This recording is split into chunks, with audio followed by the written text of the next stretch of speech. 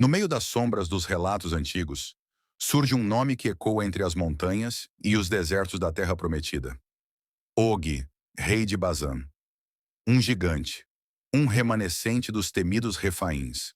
A Bíblia o menciona em Deuteronômio 3:11, descrevendo sua cama de ferro como prova de sua estatura colossal. Mas quem foi este homem que ousou se opor ao Deus de Israel? Não era apenas um guerreiro, era símbolo de um mundo que tentava se perpetuar contra os desígnios divinos. Por trás do nome, há uma trama entrelaçada de orgulho, poder e uma rebelião silenciosa contra o céu. Como um eco distante dos antigos Nefilins, Og se apresenta como o último bastião de um povo condenado. O que o levou a confrontar o próprio Criador? Este é o começo de uma história envolta em mistério, marcada por coragem humana e juízo divino. Uma narrativa que poucos ousaram contar em detalhes, mas hoje será revelada. Og era mais do que apenas grande. Ele governava uma região estratégica ao leste do Jordão, chamada Bazã, uma terra fértil e montanhosa, conhecida por seus carvalhais, seus vales escuros e suas fortalezas que pareciam tocar o céu.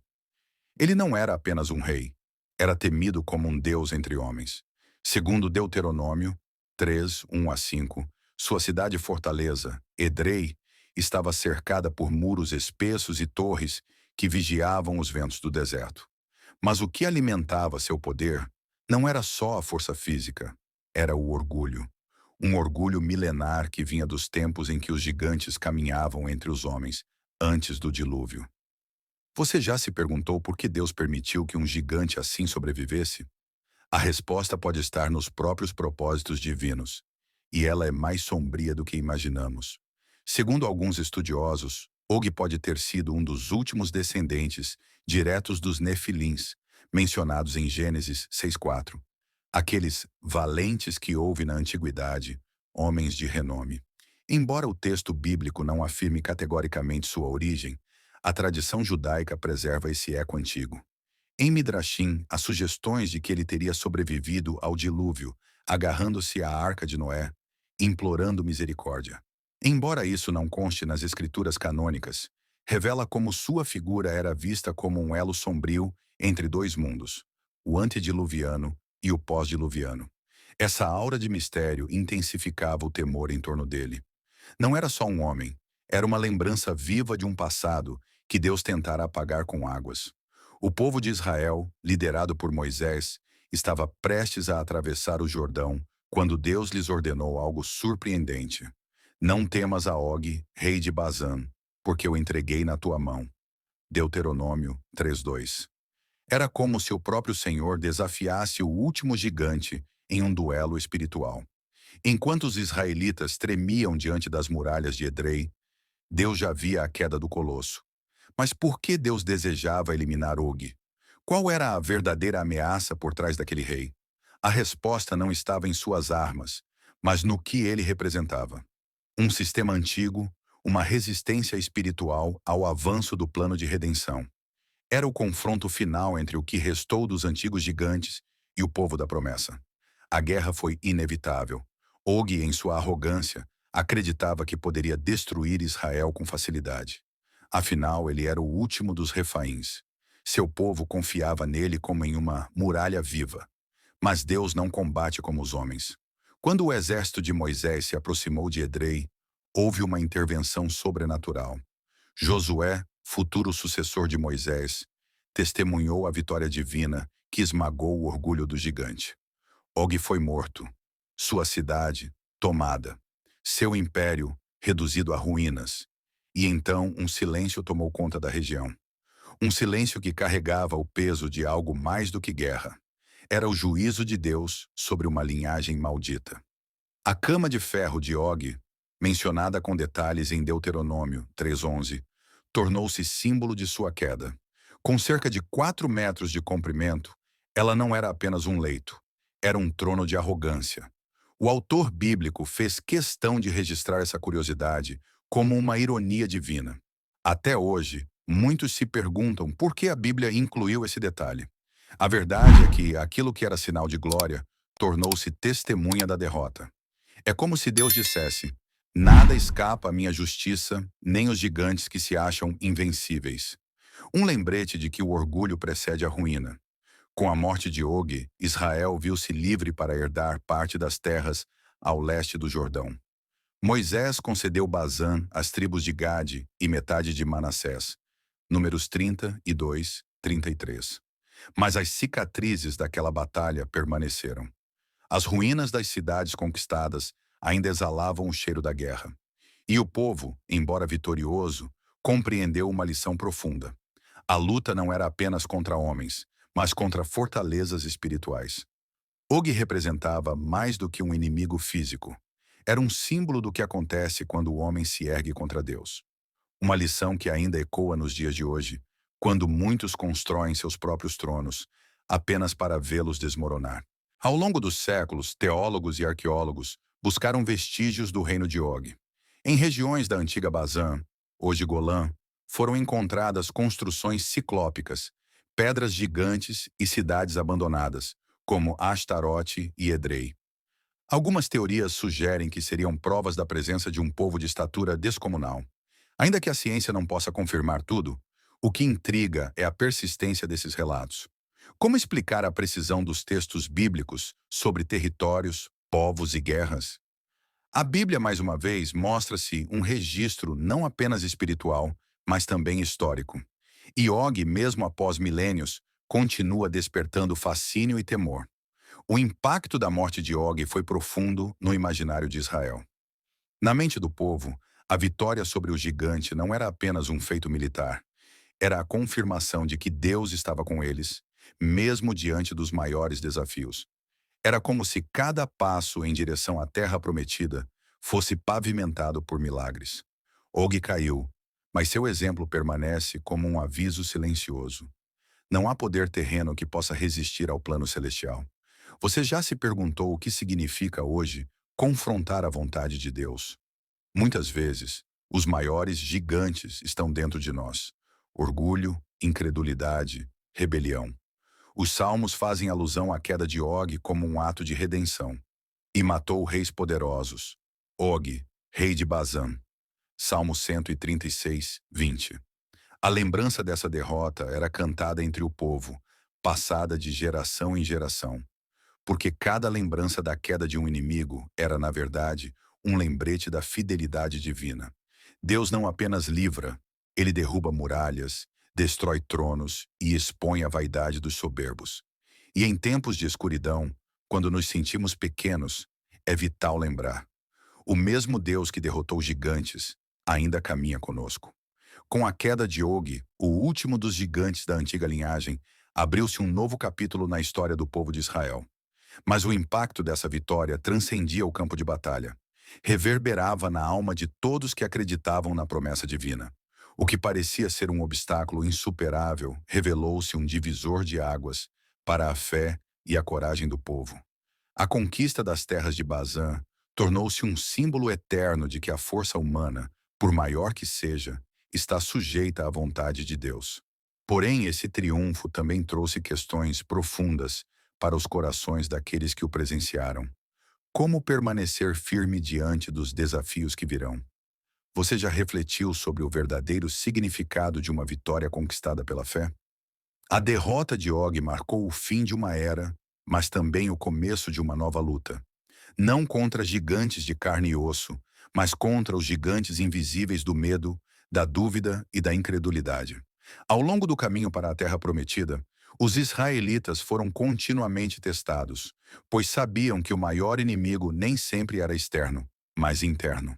A lembrança do gigante derrotado servia tanto como alerta quanto como inspiração.